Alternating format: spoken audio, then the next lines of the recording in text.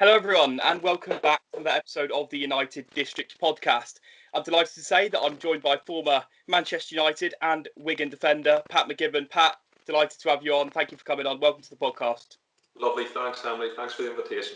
No, that's right. It's an absolute pleasure to have you on. You're actually the first former Manchester United player we've ever had on the podcast, so it's an honour. We're very pleased that you've decided to take the time out of your day to come on here. So thank you for that. We'll start off from the beginning of your sort of United career. We'll sort of go from the top, if you like. So obviously you joined Manchester United in 1992, I think I'm right in saying, for around £100,000 is the fee that I think was mentioned. I'm not sure how accurate that is. I could sort of ask you that as well. How does that sort of come about? Obviously, it's a dream for everyone to be associated with a club like United. All the sort of fans listening, it's a dream for all of us to ever make a move like that. I'm just wondering, how did that sort of come about, and what were your sort of immediate feelings, and what was your immediate reaction to the initial transfer?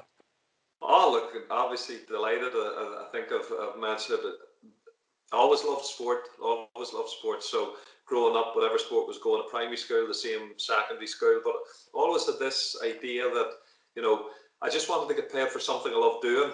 And, while I flighted in and out of other sports, I did cross-country running, played Gaelic sports, did basketball, did things like that within the school.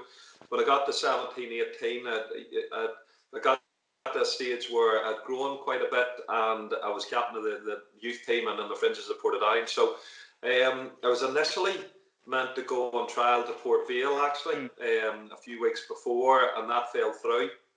So I was just playing a reserve match. I was 18 at the time for Portadown, and after the game I was called in the manager's changing room, the first team manager's changing room, and Eddie Coulter, who was the chief scout at Manchester United at the time, he was in there as well, and he just says, look, Manchester United would like you to go over on trial. So, look, with all due respect to Port Vale, whenever a club like Manchester United asked you to go over on trial, of course, you had a swum over.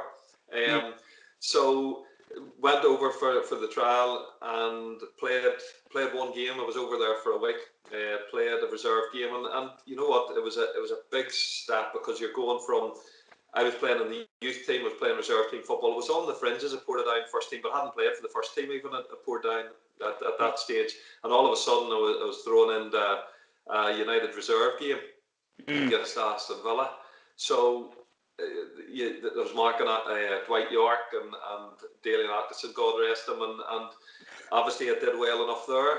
And it was from there then I was invited to another trial in July of that year, and after that 3-week trial then, I think if it wasn't on the same day, myself and Dion Dublin were around the same week or two that we ended up signing, because Dion, I always remember, just before I signed, I was put out and the Cliff, as much as the Cliff is all the history, it had a great pitch. It also had a great pitch for the A team and the B team to play on. It was like a carpet. And just before I signed, I'd come back in from training my final day, and Dion Dublin, Dion was also training at the time, and the gaffer made me do one-on-ones with Dion Dublin.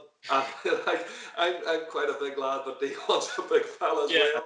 And it maybe was only for 10 minutes out on the cliff with, I suppose, people watching and the gaffer watching, but it was 10 minutes. It probably felt like an hour, but it was after that he called me in then and asked me, said that they were interested in signing me. So I eventually signed for 3 years in that July/August, and it's obviously a dream come true. So when you actually got to the training ground, you say there that sort of you was it Sir Alex then who actually sort of confirmed that they were interested in signing? Because obviously now with football, the hierarchy and the transfer structure is completely different. Was it actually sort of the manager, Sir Alex, at that point, who was directly involved in sort of your signing?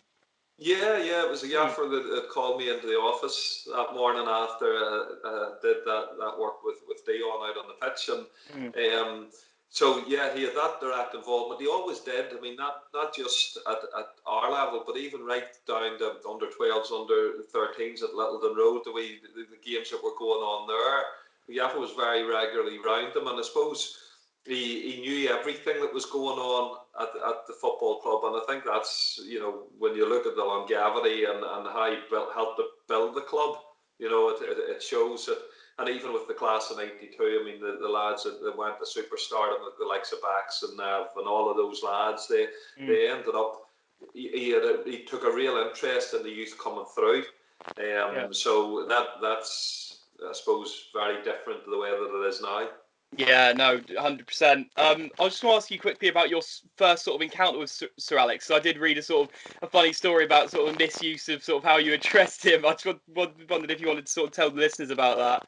Yeah, look, I mean, it was very early days, and I had actually just finished my A levels before I headed across to England, so I wasn't used to a workplace, and so I was out there, and I think it was the first few weeks I'd come back in from training and was walking up the stairs of the cliff, and as I was walking up, the gaffer was coming down. I think it was where the set of parents and a young apprentice lad, and as we were walking up, he says, "All right, son," and I says, "All right, Alex," and to me, I didn't think anything much of it at the time, but he says, "Did I go to school with you?" And I was like, "No." He says, "Did I go to school with you?" And I says, "No." He says, "Well, then don't call me Alex, call me boss." and that was it. So that was the introduction. But you know what? I mean, we talk about these, and obviously during that time, you had discipline, and you had the manager had his role within it, and as much as people talk about the hairdryer or the gaffer, it wasn't seen that often, but he did have an aura in which he understood that you had your place within, as a player, and he had his place as a manager as well. Yeah, no, that's interesting. We'll get on to a little bit later on about sort of more of his sort of management and his approach to things. I was going to ask you quickly, you sort of touched on there with sort of, your sort of one-on-one with Dion Dublin, etc. What was training like at Manchester United? I'm sure, was it just completely different to any other training you experienced at any other club, or was it similar at Wigan? Because, there was obviously in the United session, I'm sure there was, an array of talent, and, what was the sort of intensity around that?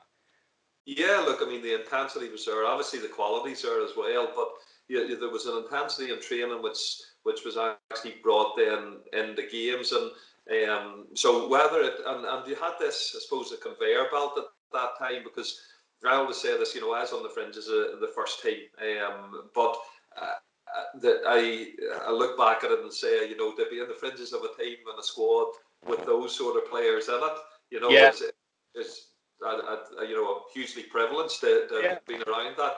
But there was almost a conveyor belt where between the B team, the A team, and the reserves and first team, they were all winning things.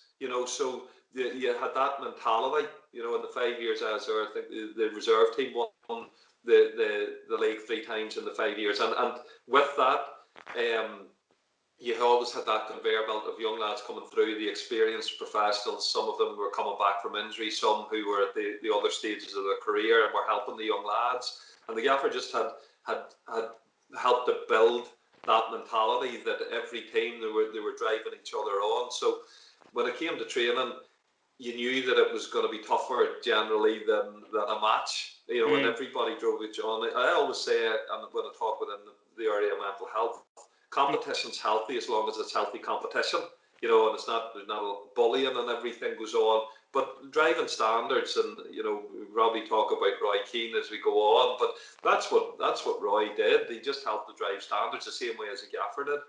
Yeah.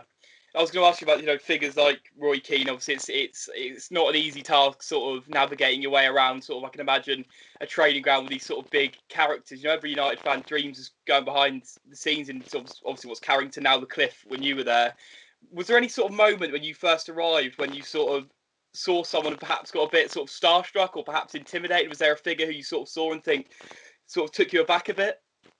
Yeah, very rarely did I, although when I first went over, and obviously Brian Robson, Brian was there, and he was at the other stage of his career, but, I'd only ever seen him in Shooting Match magazine, and all of a sudden you start with the England captain, and then as it went on, with quality players throughout, but I was sort of growing up with the likes of Bax and Scholesy and the two Nevils and those lads, so they were seen as teammates. But Eric was one that sort of had an aura about him. When he walked past you, you were like, this man has an aura about him. But generally, I didn't tend to get starstruck because I still had a job to do in terms of training and trying to break into the first team, and that was something that I tried to do throughout my career. Even when I went to Wigan, where I played most of my games, it was always about trying to, I suppose, just understand them more than anything else. So being starstruck by them, yes, you respect them, but Eric Cantona probably would be the one that just stood out as having an aura about him. Yeah, I can imagine. I think a lot of us can sort of believe that. To be honest, do you think with characters like that? Do you think did you learn a lot off them, even though you sort of you didn't make a wealth of first team appearances, but you were obviously the part of sort of core training and being around sort of these characters like Cantona and, as you say, Robson at sort of the later end of his career. Do you think was that a good thing for your career? Yeah, look, there's no doubt about that, and that's again what I would speak about within the mental health area. It's those areas of character.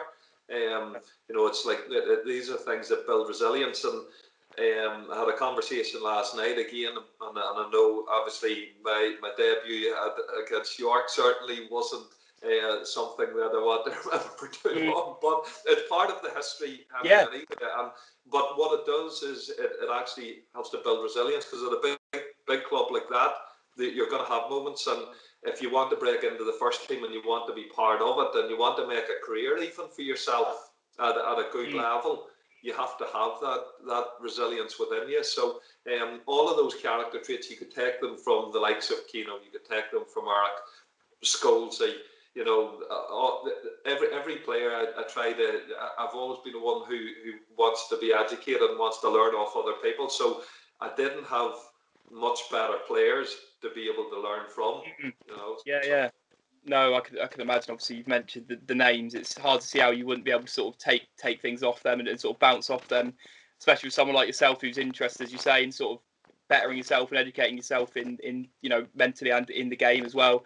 So we'll go on to your debut. You ended up making a debut in 1995, which was a League Cup game against York, as you just said. Did you feel ready by this point? Had you got an inkling that you were sort of working your way towards this debut, or was it sort of close to the match day you were sort of told you're going to be making your debut, or was it something you'd sort of come to expect? I knew that I'd been doing well. The manager had spoken to me a few weeks before, and I'd been playing reserve games and doing quite well in reserve games. Then I went over the week before to run a Volgrad within the squad. So I knew I was on the fringes of things, and I knew also that he blooded younger lads in the likes of the League Cup. So I knew it was thereabouts. You go into that situation obviously against York, and there's a mix there. And I've spoken about it before. So you had people like Paul Parker, Dennis Irwin, Gary Pallister. The likes of myself and Kevin Pilkington, who are really good mates, and but we're on the fringes of things, and you're putting players in, and he's mixed the team up. So really, I was aware of it, and I knew I was doing well enough to be around that, around that squad. Yeah. Now, when you're put into that position, then sometimes things go for you, sometimes they don't. In the first half, I think we were 1-0 down. The lad scored I think Paul Barnes scored a long range effort outside the box, and in the second half, literally we tried to play offside, myself and Pally. I had never played a full game alongside Pally in a competitive game, so we got the offside wrong. I chased back, the rest history. The only thing is, and funny, every so often I come across this, there's a snippet of the linesman at the time who gave the penalty that wasn't a penalty. And then says that he was struck off refereeing because of the fact that the gaffer was putting pressure on him and asked him was he from Liverpool. He put that in the story, and he doesn't realise that it could have affected my career. I don't play the victim within that as well. These things happen. You make a decision. The following day, obviously the gaffer gave us a bit of a rollicking, which rightly so, and again, it's part and parcel of football. But the next day, there was banter flying about from the players, and that's all part of it. You have to, if you want to make a career for yourself, you have to be prepared to take the knocks along with it. So it was difficult. You know, it was disappointing. You know, because it was the biggest honour I've had to put on a first team jersey for Manchester United. But it didn't stop me from working hard and doing the things that I had been doing beforehand. If anything, it was my final year that was the most frustrating when I you know, got badly injured. Yeah, I was going to ask. You know, you say that you dealt with it well, and you sort of just got on with things. You know, in a sense, and sort of tried to drive forward. But I can imagine, you know, in the immediacy after it must have been quite tough for you to deal with the debut. And I was going to ask you, do you think in a modern football climate with obviously social media, you know, players are being constantly sort of scrutinised and they can be directly addressed obviously now with social media, do you think your experience and reaction to your debut would have been different should social media have been around at the time? Yeah, look, it could have been different. I don't think it would have been, to be honest, because you know, the gaffer told me from a very early stage, you know, don't watch too much of the media. Yeah. And you know, if you do that, where it's constantly bombarded, especially today, then you know, you have to choose what you do. And don't get me wrong, I'm sure the gaffer had a handle on the media then. You know, he was very clued into it. But in today's of social media, I still think the old-fashioned values are hugely important. You know, of you know, taking it on board, of learning, of that whole growth model of knowing where your weaknesses are, and then working towards improving those. So I don't think it would have changed. Mine would have changed. I think the environment definitely for the younger generation in terms of social media and playing professional sport, especially at the very top level, is very difficult, because a lot of the time you're working not only on the club's brand but also your own brand. And that comes more to the fore now. You know, I was never about that. I was just, you know, my idea, as I told you at the very start, was I wanted to get paid for something I love doing. To actually do that at the greatest club in the world for 5 years was amazing. Yeah, no, it's fantastic sort of mentality and way to be. Obviously now things are, as you say, very different. Which I've got a couple of questions from Twitter, which we'll get onto in a little while. So that was your sort of reaction to things. What was the immediate? We talked earlier about sort of the hairdryer. Did you get the hairdryer treatment, Officer Alex? And I think I read some of that. His reaction was sort of different the day after, if you like. So I don't know if you just want to go into sort of his immediate reaction and then perhaps the day after at the training ground. Yeah, look, I mean, at times there was the hairdryer, but not that often. You know, again, he was a bit like Eric Cantona, in that there was an aura that, you know, whenever he walked into the room, everybody sort of was quiet. But the majority of the time, maybe the more senior pros, they were able to deal with that a wee bit more, and they had a bit more banter. But as a young lad coming through, you know, but there's so many stories, like even we talk about York, but not long after that, I think that during that year I was on the bench against Newcastle. I think it was that United won 2-0 at Old Trafford that particular night, but there'd been a couple of injuries, and Maisie was playing centre back that night, and I was on the bench. Now,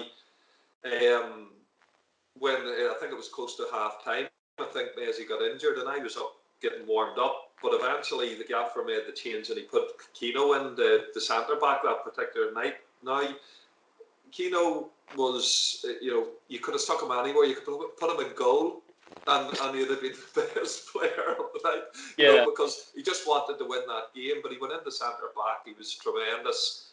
I was still a young rookie. I think Keno scored that night, and he was given man of the match. So I remember after the game going and then speaking to my dad and just saying, look, Dad, I know I was on the bench, centre back. I says, like, I thought I'd get an opportunity there. You know, I know it was a huge game. It was a huge game. And he says, well, go and speak to the manager the next day.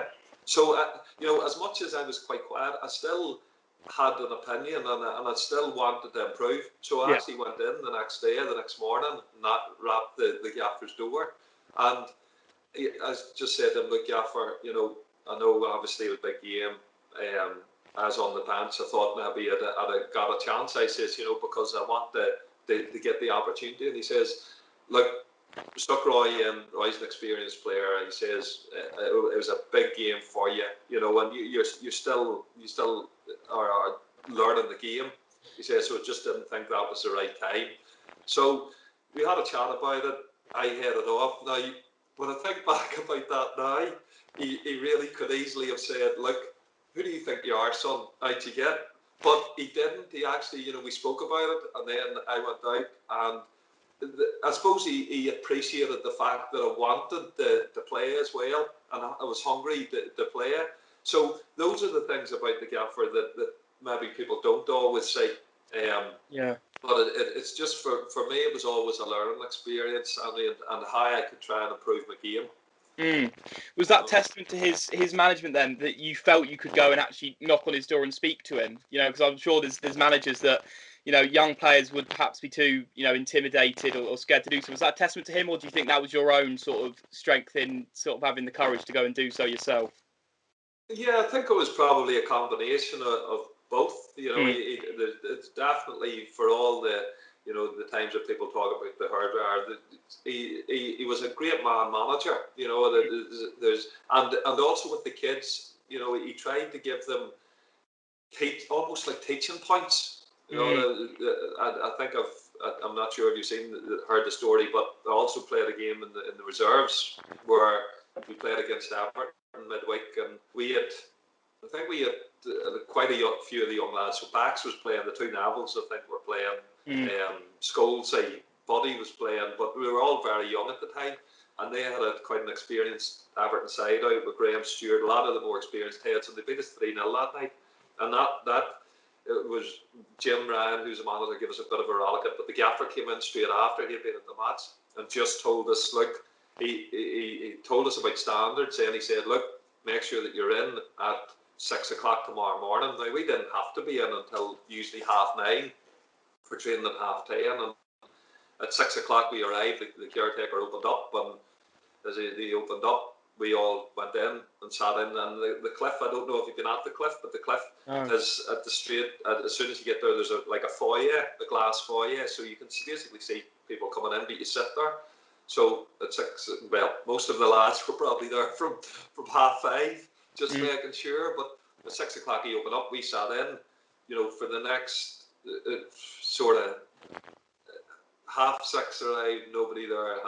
7 arrived, nobody there. 7:30, nobody there. 8 o'clock, and the gaffer tended to come in always very early. But he walked through the door, very disciplined. Walked through the door and just said, "This, look, lads, if you worked in a factory, that's what time you'd be in at." And he then just walked past us, and that was it. So again, it was just a teaching point. If you want to, you want to have standards, then, and you want to make it in professional football, then you have to be prepared to not have, regardless of whether Everton had an experienced side out or not.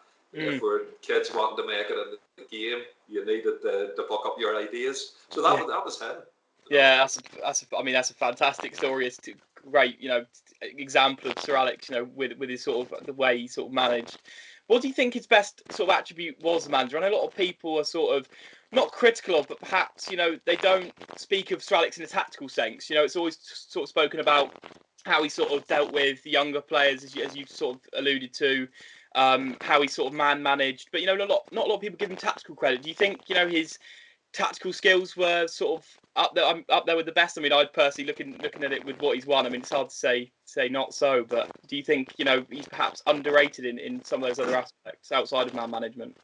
No, look, I mean, tactically he would have got it right, but more than anything, he knew people, and that was the biggest thing about him. He knew players, but he knew people, and he knew their character, and he delved into their character. So I would say in the 5 years that I was there, and as I say, I wasn't always with the first team in the first few years, the first 2 or 3 years in the reserve team, but you had to play games against the first team, but even in those, I could probably count on one hand the amount of times it would have went and did sort of set pieces of patterns of play, within that. But he always got players in who were able to make the right decisions, or 9 times out of 10 make the right decision, and he gave them, I suppose he gave them downbites and points and who was picking up. But they always say this, and I've gone into management, and it's not space that scores goals, it's people that scores goals. So if it was the same with that, you told you which player needed to be picked up on, the really important parts of it. So tactically, yes, he was astute at that time, but obviously the game has moved on, that it's become a more tactical game at times. But I don't think that would have mattered to him, because you only have to look at his final season, and I know he's gone on record and says it's still a really good squad, and he did. He still had good players within it. But people from the outside looking in all say that it was probably the weakest squad that won the Premiership. But he always found a way, and I think that was more down to what he got out of the people concerned than anything else. Yeah. Obviously, a lot of comparisons have been drawn between, what you've just said and the sort of management style of getting to know players, and between Sir Alex and now the current Manchester United manager, Ole Gunnar Solskjaer. Obviously, a lot of comparisons have been made. I mean, it's an easy comparison to make, really, isn't it? He obviously played under him for a good number of years. What do you see? Do you see anything in Ole that sort of reflects Sir Alex in a way? Do you see him sort of building something similar to what Sir Alex did in his time at United? Yeah, definitely. I mean, I got to know Ollie in the final year, and Ollie, as much as he didn't say too much, you could always tell that he had that, that strong character trait, that he's obviously brought into the management. And don't get me wrong, especially in today's environment, I'm sure Ollie won't mind me saying that he's got a few more wrinkles than what he did when he started, but definitely those traits. Again, he's having to deal with players and deal with big egos. At a club like Manchester United, where you expect him to be at the top end, if not winning leagues, then he's a lot to deal with that way. But he's went about it. I always talk now about, you had warriors during that time. Well, it was on the pitch, management styles were different at that stage when Sir Alex was about. But now you have to be a mental warrior, because, as I say, you're totally scrutinised, whether it's through social media, whether it's through the media, the mainstream media. You always have that, and you've always a camera somewhere, and there can be, even with supporters everywhere as well. So you've all of that dynamic to deal with, and Ali, yes, I've seen people say, he smiles too much, even when they lose. Ali is hurting, Ali, there's no doubt Ali's hurting, but what he's doing is he's building a really good group, not just with the playing staff, but the people around him, like Darren Fletcher, that's just come in, like Cleggy, Cleggy again, like Cleggy was there in my time. What a great lad, and he's getting a great support network around him, and that's important, especially in today's environment again, where, as you say, they have all the different facets of it. So I definitely, there's no doubt that Ollie has the same character traits, and he's getting a great support network around him. Yeah.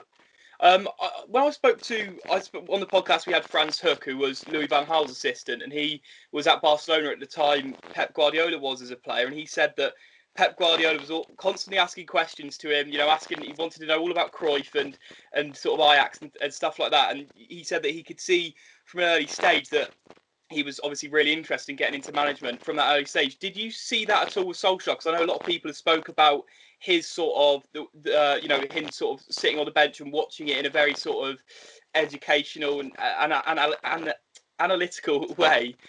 Could you see that with Ollie? Did you see that there was an interest in management early on? And if not, were there any other sort of players who you thought sort of had a sort of laser vision in looking at the game in a sort of tactical sense? Yeah, look, I mean, Ollie was he was always a thinker of the game, you could tell, but the majority of players that were there were thinkers of the game. I always remember in my early days on a Monday or maybe a Friday, there was the coach's room just off the manager's office at the Cliff, and you had the likes of Brian Robson, you had Brucey, you had all the senior pros would have went up, and it almost been like a boot room where they just had that chat with the coaches. So Ollie was a thinker of the game. There's no doubt about that. He was quite quiet, but he had a great way with him. I've always mentioned about when I went to Wigan Athletic, and I had never been to Carrington, to the new training ground, so I decided at one stage to contact the club and say, look, would you mind if I've got an afternoon off, or no, it was a morning. I think I got a morning off, so would I be able to come to the training ground just to watch a bit of training? At that stage, it was international duty, so for whatever reason, I think Rio Ferdinand, I wouldn't have known Rio, but Rio was there. I think Gaz was there, and Kino and Ali were training, but I just stayed well away. I hadn't seen those lads for a while, and stayed away. As soon as training ended, I was actually walking back towards the car just to get into it, and Ali and Roy came over to me and asked me how things were going. They still had that interest, and he was just a genuinely nice person, Ali, but he also had that hunger and the strong character traits that you need as well to be a manager at the top level. No, that's obviously encouraging to hear as a United fan now. Obviously, that's the man we've sort of been trusting at the moment. And obviously, I think it's hard to say he's done anything but a fantastic job so far this season. We now got some questions from Twitter. Thank you to everyone who submitted a question, some brilliant questions in. First one is from Mac Noro, who asks, do you keep any shirts or other souvenirs from your career? And I had to ask this one because I do love a bit of football memorabilia, I must say. Yeah, look, I mean, I had unfortunately, I wasn't one of the players that made a fortune within the game. So actually, I got rid of some of my shirts, a while back. But I always made sure that I've kept some as well. I mean, the one in particular, I've got the debut shirt. I think I'll maybe show you. I had it on for Sunday when we played. On Sunday's game, I'll give you a quick gander. You may see this or may not. I didn't see that. Because, it was a very, I suppose, really good time. But that's it, because we have a bit of banter even within the coaches group.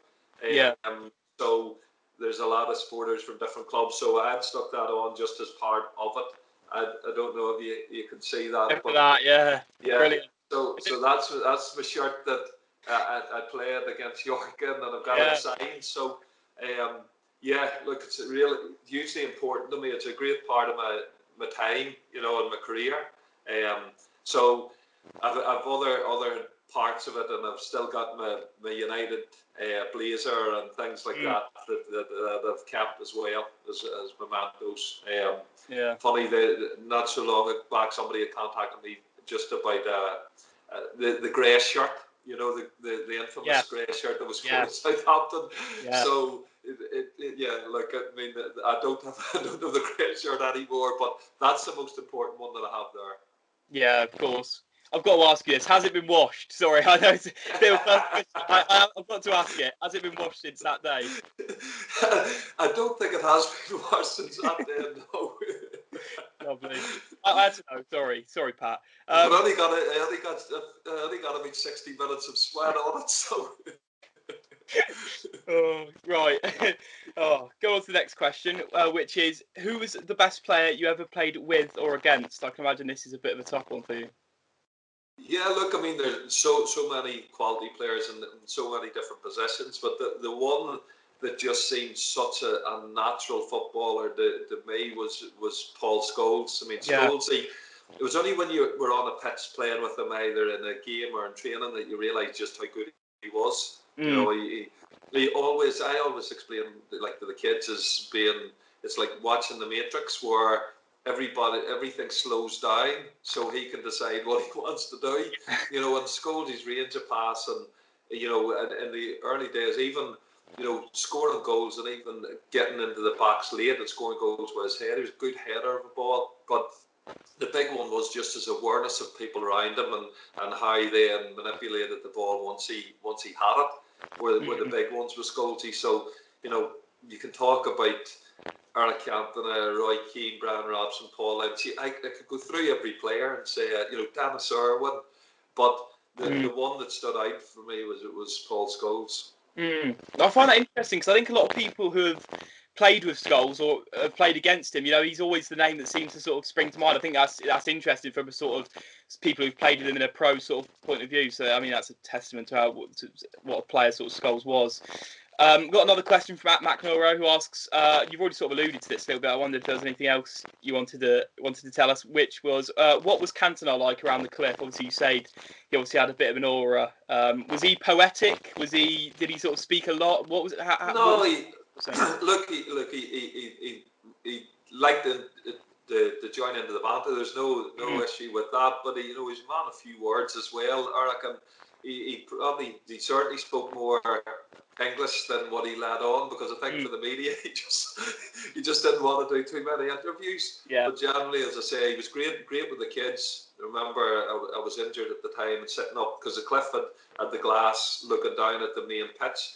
And I think it was after training, Eric came back in from Littleton Road, and all of a sudden you could see him rolling. I think it was about 10 footballs out, about 30 metres out from goal, and then was just striking them to hit the crossbar. And I think about 8 out of 10 hit the crossbar and came back to him. And then all of a sudden you seen backs, you seen Scholesy out, and they were doing the same sort of thing. So he was brilliant with the kids as well, Eric. Yeah. And in a similar vein, it wasn't a question from Twitter, but I was going to ask you sort of, you've already touched on Roy Keane. What was your first sort of instance of? I've already asked you sort of about meeting Sir Alex. Keane is the other sort of what I'd imagine to be sort of an intimidating figure. I'm sure he's not like that sort of when you get to know him on a personal level. But what was your sort of first instance of meeting Roy Keane, and is he as sort of tough as he leads on? Oh, look, Roy has his moments, and I always say you only have to look at the white of Roy's eyes to know whether to stay away from him or not. Yeah. But whenever, I haven't spoken much, obviously, about, the charity Train to Be Smart, and obviously my brother's death through suicide in the first year. But yeah. I always said after that, it changed me in a way that after Philip's death, that I was more susceptible to people's feelings, and if people were reacting different ways, I'd have seen that probably out on the pitch, because of my experiences within that. So even as that moved on within my career, any of the lads that were coming over, especially from Ireland or were Irish, whether they were from the north or the south, I'd always made a point to speak to them. So I remember that particular day that I first met Roy. I was sitting at the canteen at the cliff, and Roy must have been doing part of his medical, and he was in the cliff for it. And he came in, and Teresa was with the landlady at the cliff, and Teresa was an Irish lady as well. And Roy sat down, and I ended up sitting down beside Roy, and we just had a conversation. He was just signing from Forest at the time, so I made a point of it, and I always got on well with him. Then after that, your paths leave, and obviously he made such an impression at Manchester United. And my career was spent at Wigan, but we always got on well. So because of that, as I said, when it came on to the training ground, if you weren't doing your job, then he would let you know, and that was fine. But that was all part and parcel of it. But there was a really good side, and even from the charity perspective, for Roy to come over without knowing a lot of the details around Philip's death, because Roy joined the club a year after Philip took his own life. So, but when he was asked to do it, he made a point of doing it, and I'll always feel, I'll always appreciate what he did. Yeah, no, that's interesting. It's good to hear, that sort of support in that sense, inside a football club with obviously a name as big as Roy Keane. It's good to hear that. It's encouraging. Moving on to some questions around sort of mental health. It's obviously something you're sort of very passionate about and involved in. I was just going to ask sort of general question of sort of how it came about, the sort of work you've been doing around that, and sort of what sort of inspired you to get into that and start doing this fantastic work. Look, it took a while, to be honest. I think it was, obviously, whenever Philip passed away in 1993, I was still quite driven to make a career for myself. So the gaffer had given me as much time as I needed. But at that stage, I needed to be doing something, be proactive in training and So I suppose I probably parked the bus in those terms, in that whole grieving process. But when I came back home and I'd finished my football career, it's almost like a bit of a death itself, in that you the game that you love, all of a sudden you're not playing it anymore. And while I was doing physiotherapy, it was a little bit too clinical for me. So I found my way through time then into the mental health work, and obviously found a train to be smart.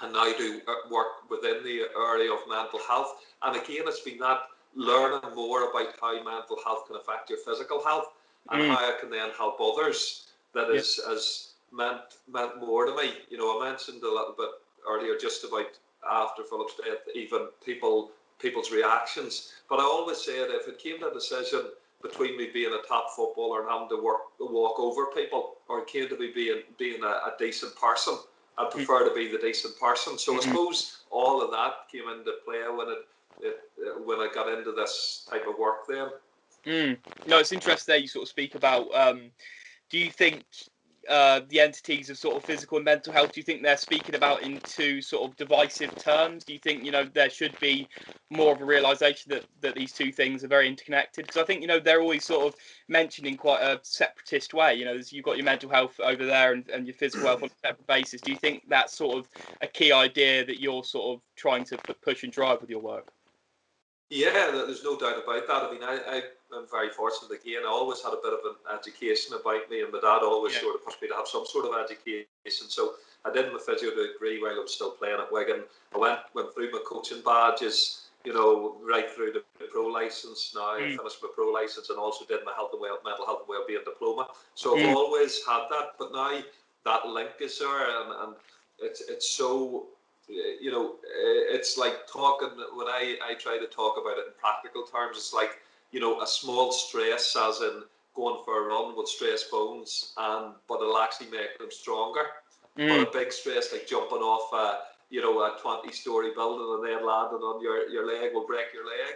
It's the same in terms of mental health. You can have small stressors throughout the course of a day and weeks and hour and months, but and stress is an important thing, but when there's too much stress, then you come to a breaking point, and it's even in terms of mental health, it's that link towards it, which I just love doing within practical terms. Going on to another question here we've got from United Arena, who's asked a couple of brilliant questions. The first of which is, how open do you think football is at the moment to players opening up about mental health? I definitely think it's opening up more, that conversation surrounding mental health, and some of the big names within sport and within football that have now spoken about it. It was during my time, obviously, it's only over the last number of years with the likes of the death of Gary Speed, and play from a player perspective, but even players now, are. By speaking about it, they're getting it out there that it's not just about the footballer; it's also about the person. And I think that can work both ways from a social media point of view, and the whole trolling industry, from people, and at the minute supporters can't go to games, but whenever supporters were at games and they were shouting, a level of abuse that was talking about people's mothers and things like that, there's still a person beyond that who still has to go back home and deal with it. And yes, you can become battle hardened, but that whole side of mental health, it's brilliant that people are speaking about it. We've got a logo and slogan within Train to Be Smart called "It's Smart to Talk," and the SMART actually stands for Sharing My Anxieties, Relieves Tension. So it's only when I've actually started talking about my brother's death and learning more about it. So the more conversation that can be had surrounding mental health, I think it's brilliant to see. No, yeah, completely agree. I mean, obviously, it's a credit to people like yourself who are doing this work, and that we are now in an environment now where it is more open for people in general, and for specifically footballers to open up about it. So obviously, there's nothing negative about that in any sense at all. Another question from United Arena. He asks whether, with big money now involved, are young players protected from now being treated as commodities rather than human beings? Yeah, look, I mean that's a difficult one, and we spoke earlier about it. It's the brand, It's they talk about the club brand, and at that stage there was more protection, I suppose, around the club brand. Now, you've also got the personal, individual brand as well. But with it, I always say surrounding these things, and yes, I'm still old school. I'm one of those who, like Roy says, Roy's been on quite lately and said, at the time, whenever you're a footballer, you concentrate on the football, but where you give your time to, even from a mental health perspective, the more things that you can do surrounding your positive mental health and where you invest your time is hugely important. So that protective issues, especially of the younger players who don't necessarily realise that it can be used for good, and having your individual brand is important, but also the more work you put into your game, along with the rest and the rehabilitation and all of the above, because injuries will happen throughout football. The more that they can invest in time in football, the more you'll be remembered as a Roy Keane, a Paul Scholes. That's why people like myself speak about those, because they concentrated solely, or certainly mainly, on the footballing side of things. So there is a lot of protection needs to be done surrounding footballers, especially the younger ones who are, the people that are the kids that are trying to get into the game, but that whose main reason for getting into the game is for the big house and the fancy car. The gaffer told me, I sat with the gaffer a couple of years back, and he says, that group, they never played for the money. They eventually commanded the money, but they never played for the money, and that's a great thing to bring to the kids. Yeah, no, of course, and you say there that players, that's a criticism that's sort of been levelled at a lot of players in the modern climate, that they've sort of focused more on their brand than the actual football themselves. And I know Roy Keane obviously speaks quite openly on Sky Sports about players who he thinks perhaps have ebbed towards that way. I was just going to ask, you don't have to name names, but did you see any players sort of in the time that you were playing where you thought, they were perhaps, obviously it was a different climate at that point with sort of brand building as a player. Did you see any players where you thought, they were perhaps more focused on creating their image rather than the football? Was that something that you saw in your playing days? Yeah, look, I mean, I always say I'd put up the photo of 96, 97, and like I go through all the players that I was stood alongside and in that photo with, and there was nobody that was arrogant. There was some that I didn't get on with as much, but I never ever looked at it, because I wasn't really into the whole branding end of things and the personal end of things. I didn't really look at it so much at the time. Maybe the likes of Sharpie compared to the Giggsy and that whole contest at that stage, where you needed to invest the time into the keeping yourself within the team. I suppose Sharpie had that side of it, and he had the Sharpie shuffle, and he had the other sides of it. Probably he was the one that when it came to keeping himself within the team, may or may not have been the one that you would have looked at. But there's players around there. There was loads of players that had their own ideas. I know when the young lads came through, like the two Nevils, and I think it was Scholes. I've still got Scholes' boots in a frame. Yeah. But they were pony boots, and I don't think pony even exists anymore. Yeah. But when they first broke in, they were wearing pony boots. Yeah. I'm sure they got something for wearing them.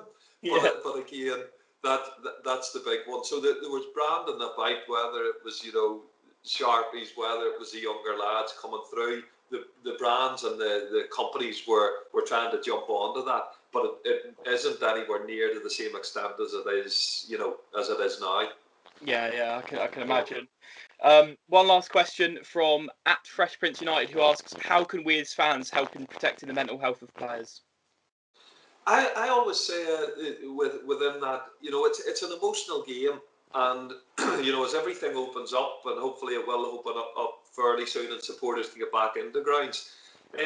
Supporters do have a responsibility in that they have to support their team. Yes, people will make mistakes, and even the best players in the world will make mistakes, but also it's trying not to make it personal to them, because as I say, it's always, yes, you've the player, but also you've the person behind that player, and you maybe don't know what has gone on behind closed doors before they've come to a game. And even the best footballer in the world will not have clarity all the time, and things that will go on outside of the football they won't necessarily know about. So I think it's trying to get that balance right more than anything else. And I'll always say, my dad always had a great saying, if you've nothing good to say about somebody, don't say anything at all. Yes, we can all have our opinions, but we have to have a bit of an informed opinion as well when we're doing that. And just always remember, when you're about to say something, yes, emotions are part and parcel of the game. If they're not there, it won't be the same game. It's a little bit like tackling. I think if they take that totally out of the game, it won't be the same game. But and that balance needs to be redressed. But it's the same with this. Emotions are high, and sometimes that will come out.